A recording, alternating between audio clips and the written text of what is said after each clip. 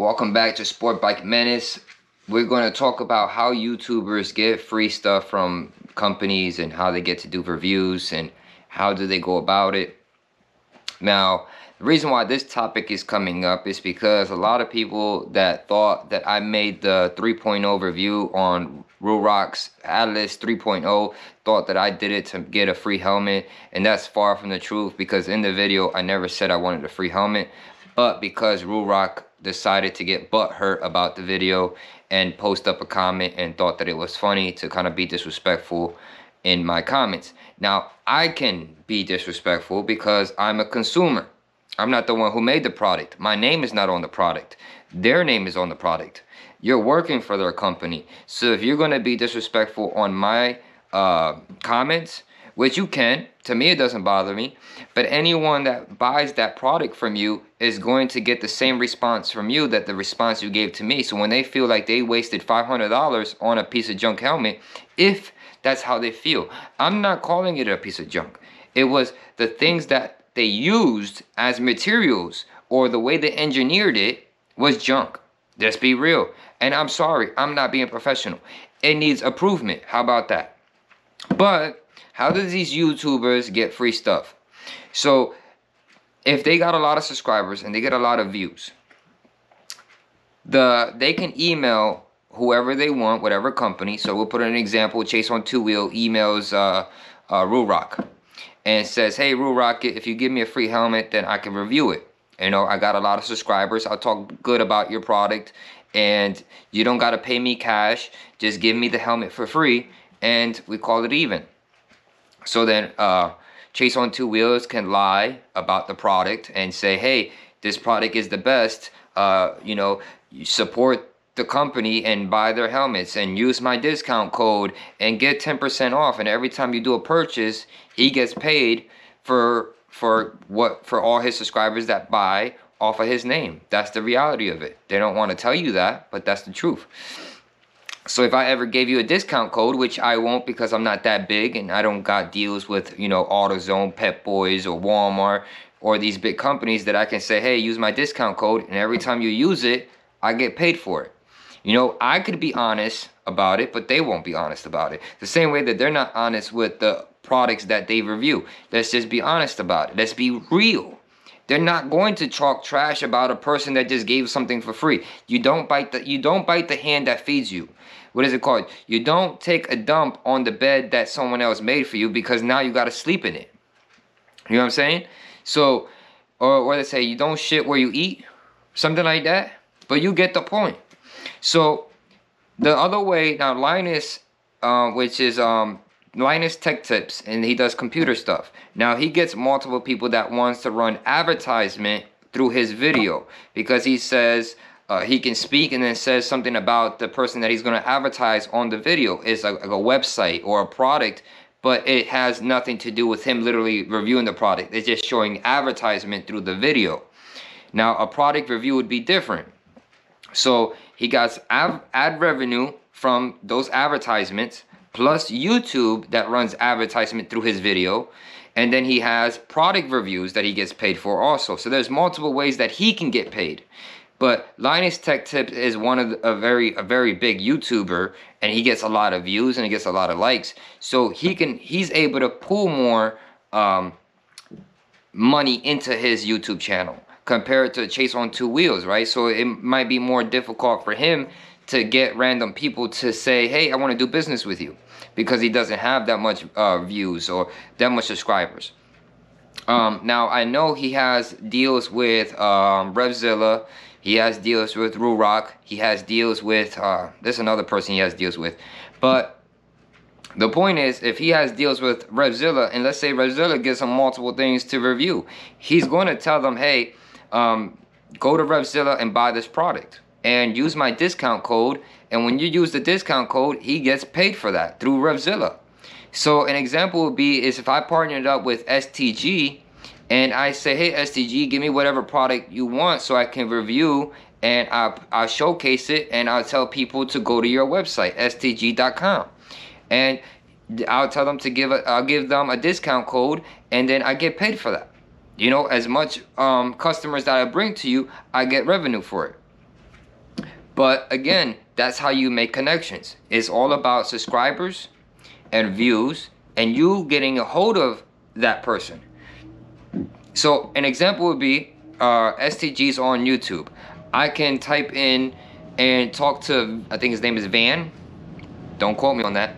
So Van, I can text him and say, hey Van, I'm an upcoming YouTuber and I would like to partner up with you and you can give me free things to review, and I can either send it back or I can keep it, or I can give out discount codes if that video becomes very popular, and you know, they can use a discount code on your website and I can get a revenue off of the products. That's one way to get a hold of him. If not, I can email him, or I call them up and say, hey, can I talk to Van, the boss, because I'm a YouTuber and I would like to be an upcoming YouTuber. And because, an example, I can throw Chase on Two Wheels. I could be like, hey, Chase on Two Wheels, you know, promotes Revzilla a lot, and STG doesn't have no one promoting him as a YouTuber. He promotes himself as his own YouTuber, but he doesn't have another YouTuber promoting his website and promoting that, you know, use a discount code, and if you buy this amount of products, you get amount of rewards for points for the next purchase. So, you know, stuff like that. I mean, Revzilla has the same thing, so I don't want you to think that I'm actually partnered with STG. Actually, Revzilla is the headquarters. It is here in Pennsylvania. I used to like Revzilla, but then ever since Anthony, which is the one, he's part of the CEO of Revzilla. Ever since he got out of the picture, I think Revzilla has been going downhill, and I don't do business with them as much. I'm not gonna say I stopped my business with them. I just don't do business with them as much. I've been leaning more towards STG, and there's these other websites that whatever STG don't got, I'll search somebody else up. But it's nothing against STG. He's a cool guy. I like him also because him as a YouTuber, when I put comments, he replies.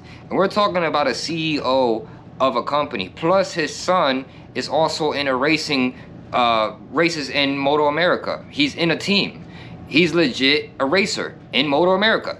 So, and the boss man is able to take time to reply back to my comment on his YouTube channel. That means the world to somebody. That means the world to me. He's a big guy. He's all the way up here and I'm at the very, very bottom. And he's taking time out of his day to reply back to me. That's not me kissing his butt, but that means a lot. If I become 2 million subscribers and so many views, and I'm boatload of rich, and I'm the racer, and I'm a pro, and you ask me for an autograph and I autograph, that means the world to you. That's an autograph. That's not, he's holding a conversation with me. That means a lot to me.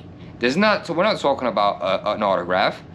I'm not saying, hey, I look up to you to the point that I worship you. No, I look up to him as a man. That's it. So the point is, these subscribers are texting them or emailing them or calling them to do reviews off of their products, but you still have to have a lot of subscribers and a lot of views.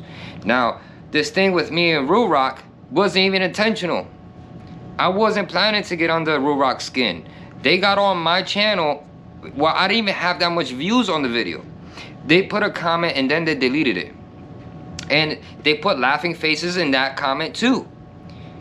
And they deleted it, so I left it alone. I could have went on their channel and said, hey, what the hell? Why are you guys, you know, why are you trying to be disrespectful on my channel? I could have been that guy, but I left it alone.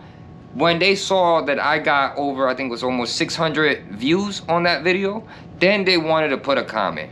Not only did they put one comment, they put a second comment to the reply that I did. That I'm fabricating that they didn't change much. If they only change 3 things, that's not a whole lot. What I meant about change was changing the whole shell. The whole shell is still the same.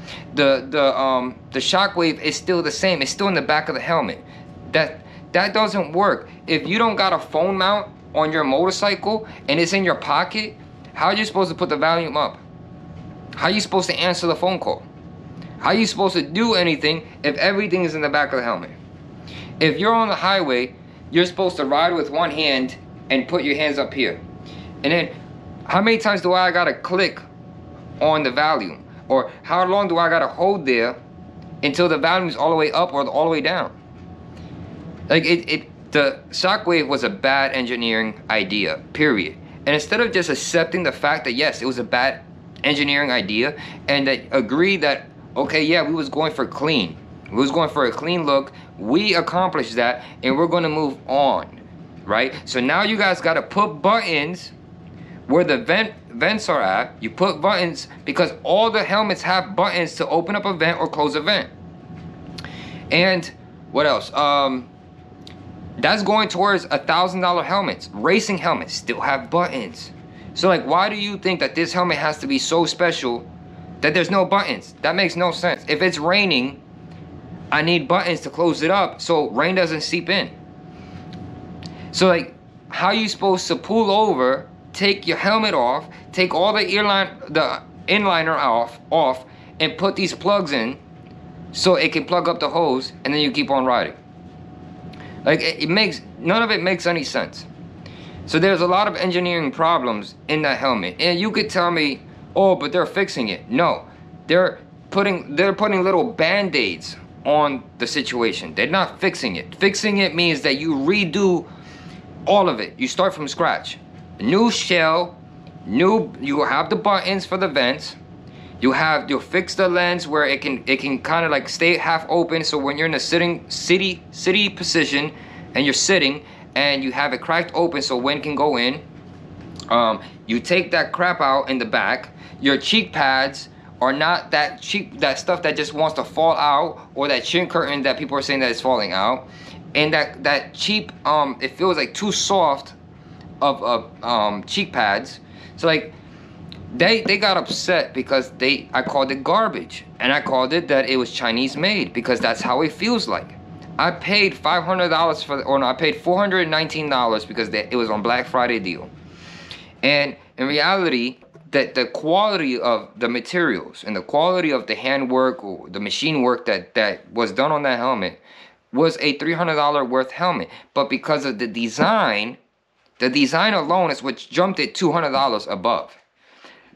So they're selling the helmet at $500, but the quality of it in reality is $300. But because it's carbon fiber, that's why, again, it jumps up. But let's put it like this. If it wasn't carbon fiber, then what? You're still going to pay $300 for that helmet? No. The only reason why, again, you're able to charge it $300 is because, or above $300, is because it's carbon fiber, and because carbon fiber, and the design. There's two things. Other than that, then what? How less can you charge? You got to charge less than $300 at that point, because the material is literally, it's plastic and it wants to fall apart. The cheek pads, all the little string wants to come apart. It's not done good. If I take out the Bell's cheek pads and the Rurock's cheek pads, you'll see that the cheek pads for the Bell is better quality than the cheek pads in the Rurock. So I got under their skin by telling them the truth, not here lying to them. And oh, you're fabricating lies. How am I fabricating lies if I'm going off of the video you guys did? Or it was a teaser. Then whose fault is that? Is that my fault or your fault? You should have put more information on your teaser then. It's coming out March 26th. You think that there's not going to be another video made talking about it? Or other YouTubers ain't going to talk about it? You think I'm not going to make another video and talk about it? Like, they got butthurt and bent out of shape and started being unprofessional on my channel. That's not how you conduct business. Yeah, if I wanted a free helmet from Rurock, I should have been kissing their butt and not calling their stuff garbage. I get that. I should have never said it's Chinese made. But if I'm not being honest to them, I'm lying to them, how are they supposed to learn?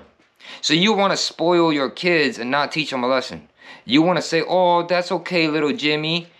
No, I'm not going to spoil you. You're already spoiled. Rurock, you got a lot of money. I'm the poor guy living under his grandma's house, 31 years old, and trying to get out of the hood. I'm not spoiled, and I got to spoil you after you got more money than me. So, again, YouTubers kiss other companies' butt, emailing them, calling them up, and that's not what I'm here for. I am Sport Bike Menace. We're here to get under people's skin and make a name for ourselves. I'm here to help people out. I'm here to protect everybody. To protect them from spending money that they don't need to spend because the company is it's a new company. And yes, I respect that they're a new company. They're trying to make a come up. But you're making a come up off of hardworking people. All your motorcycle helmets and your snowboarding helmets look alike. All that the mouthpiece right here where it has where we put our chin mount at has the same mouthpiece as all your other helmets. They all look just the same. You didn't change much. You guys don't have that much artists to the point where you can do that. So my light decides to turn off on me. But anyways, so yeah, if you want to be a YouTuber and you want free stuff, get your subscribers up, get your views up, get well connected with these companies so you can email them and see if they give you free stuff to review. Well guys, I'm gonna cut this video right here because my light died after I charged it all night. But stay warm, subscribe, hit like, put comments, and I'll catch you guys on the next video.